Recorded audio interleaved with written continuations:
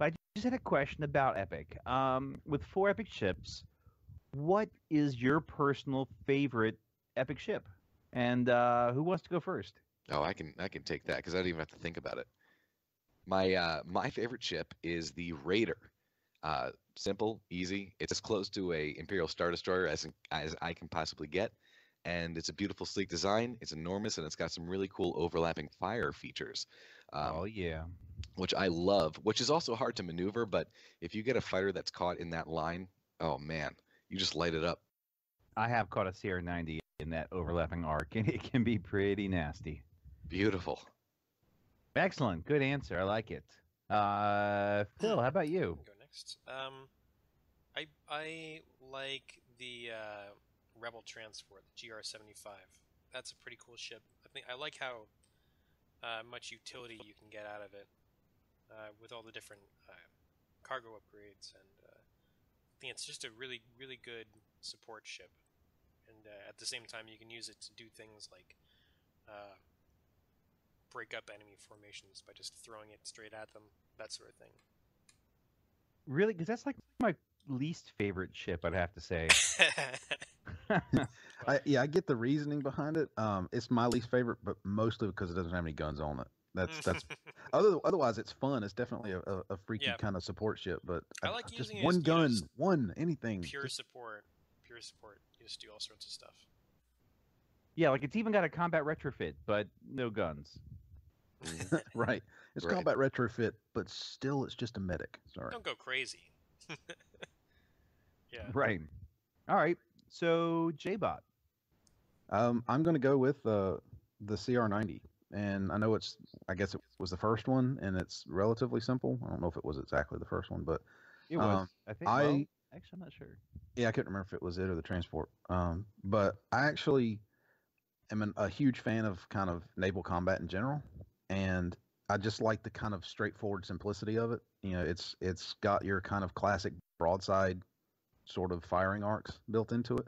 I guess in a sense, as far as I can tell, its big thing is essentially crossing the T, getting in front of something, and getting both the front and rear guns onto it. It's not a head-up ship, so in a sense, it's directly opposed in a lot of ways to the Raider, which makes it Yes. interesting to fight the two against each other because if you line both arcs up with the Raider, it's dangerous. So the Raider kind of does want to run you in a weird kind of angle, and the CR90 wants to essentially circle it and keep that T crossed and keep both guns on it while it can only fire the one off the Raider. So I like the kind of dichotomy of those two, but I really love the CR90 for just feeling more like a classic kind of warship of a Hmm. let me get you in both sets of sights and just lay into you from the sides.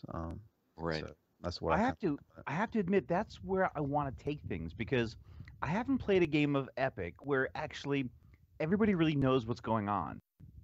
You know, where they know the rules and they know the ships. I want to get to the point where, because there is a dichotomy between the CR90 and the Raider, and they're very different. Hmm. And I think if someone knew how to fly the CR90, they could really run circles around the Raider. You know, if they made the right choices and the Raider didn't. But vice versa, the Raider can catch the CR90 kind of dead to rights. And I think it'll be very interesting when we get experience with more of the ships and we get more of our local group experienced so that when we play a game, we're actually at that level where we kind of know what's going on and of we're not just going to go, oh, whoops, I just ran over three of my own ships. yeah. Right. I'm actually very interested in somebody coined it, I believe, in one of the emails we received. Epic. I want to see multiple of each of those ships on the That table. would be pretty cool. Ooh. Because that to me, like one on one, it's a very Yeah. tough sort of thing. You kind of know what's happening, but when you have, let's say, three per side of a Raider and the CR90, that changes the strategy of that, dual nature of the ships. Like, okay, Absolutely. which one of these is he going to try and get in front of me? Which one of these do I need to avoid? It becomes a different battle altogether, and that the only thing I do worry about in that sort of instance is table size and like restriction and movement, if that makes sense. Like, Oh yeah. is it like, do you need to play on like a 6x6 table to really give all the ships enough kind of maneuvering space versus like 6x4 or 6x3 or obviously smaller? It makes me wonder about that sort of proportion, but obviously that's bigger than our captain's question. Yeah, I have to admit that I want to see like a bunch of decimators on the table as well. Because Yeah. I think that'd be cool. Like I know single turbo lasers would rip them apart, but not a lot of people don't even really take single turbo lasers. So I think it would be cool to see a big battle with a bunch of big different ships all over the place.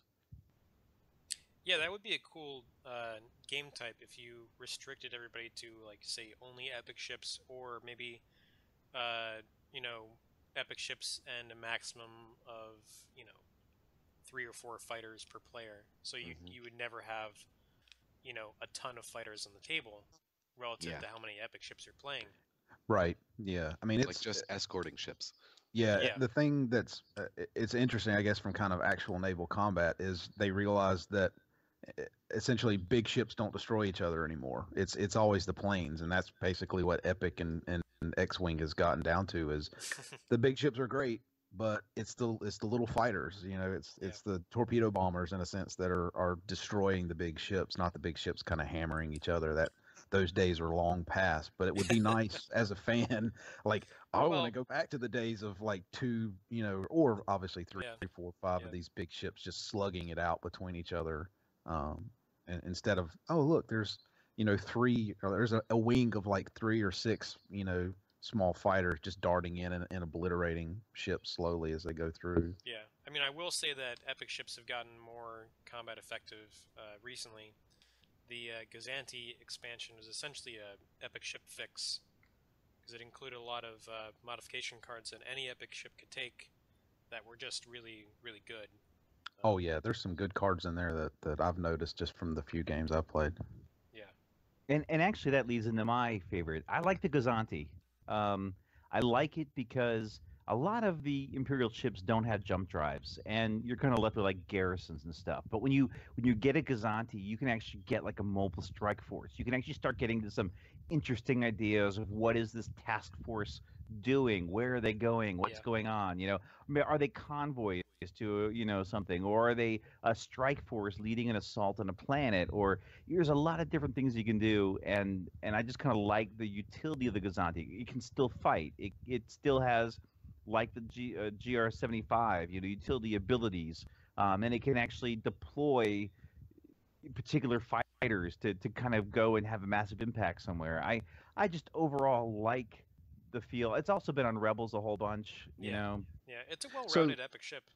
Yeah. So, just quick question: is there plans for a Scum side ship, epic must side be. ship?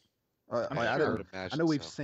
seen kind of discussions and kind of fan side stuff, things like what was it, Jabba's pleasure barge or that sort of thing. Like I could imagine as being large ships, and quite frankly, the kind of lore allows for it with Black Sun and those sorts of kind of organizations. Yeah. Makes sense they'd have some big capital size ships. I just wasn't sure if anybody knew if there was plans for one at the moment. No one knows for sure, but everyone's expecting, and there are actually they've on suggested the it too. yeah. I mean, yeah, they've sort of insinuated that they are working on a Scum epic ship on a few occasions. Yeah, now that I'm very interested, not knowing anything, I'm very interested just to see what sorts of crazy Scum side like illicits that end up on this, and just the strangeness that you could get on it. Yeah, I don't know what a Scum epic ship would really look like. There And I don't think anyone does. I think actually there's a really good chance that they will either pull something very obscure from the fluff, or they might just make up something. Just like the Raider. same way I bet they you did they're with going to do the And that might be why it's taking so long for us to see it. Right. Same thing happened with the Raider. if you can't wait, there's actually some at least 1 or 2 people that have done some Scum GR-75s that have done some different builds. You have to look for them on the FFG forums.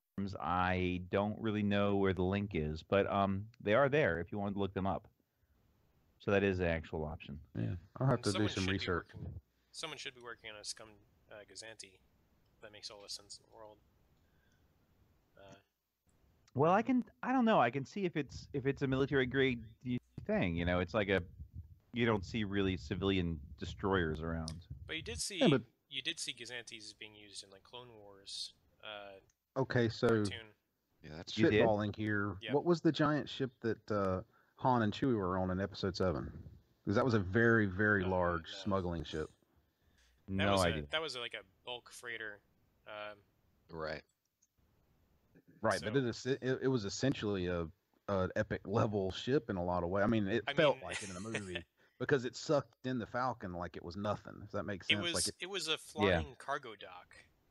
I mean, if you look at the pictures of the ship from various sources, essentially it's a big scaffold with okay. cargo containers attached to it and a drive section. It almost looks like the carrier ship that the Rebels stole in season 2 in Star Wars Rebels, because they've got would they be captured awesome. like an Imperial, Yeah. Carrier. It's basically like 2 or 3 hangars Yeah. linked together with an engine on it. Like that's Yeah. it. Yeah. Oh, interesting. Yeah, that's an old design actually. That is from one of the first novels, I think, first EU novels. They pulled that design from that. The Legends. yeah, that's a Quasar Fire class ship. Cool. Cool, I very just have cool. to wait and see. Anyway, If you enjoyed this video, please like and subscribe to help us continue improving and expanding our channel's content.